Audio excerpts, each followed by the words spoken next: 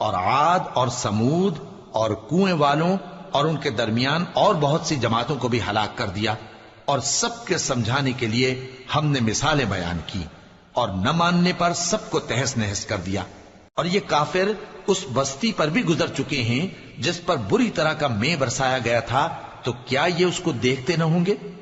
بلکہ ان کو تو مرنے کے بعد جی اٹھنے کی امید ہی نہیں۔ اور یہ لوگ جب تم کو دیکھتے ہیں تو تمہاری ہنسی اڑاتے ہیں کہ کیا یہی شخص ہے جس کو اللہ نے پیغمبر بنا کر بھیجا ہے؟ اگر ہم اپنے معبودوں کے بارے میں ثابت قدم نہ رہتے تو یہ ضرور ہم کو بہکا دیتا اور ان سے پھیر دیتا، اور یہ انقریب معلوم کر لیں گے جب عذاب دیکھیں گے کہ سیدھے رستے سے کون بھٹکا ہوا ہے۔ اے پیغمبر، کیا تم نے اس شخص کو دیکھا جس نے اپنی خواہش نفس کو اپنا معبود بنا رکھا ہے؟ تو کیا تم اس کے ذمہ دار ہو سکتے ہو؟ یا تم یہ خیال کرتے ہو کہ ان میں اکثر سنتے یا سمجھتے ہیں؟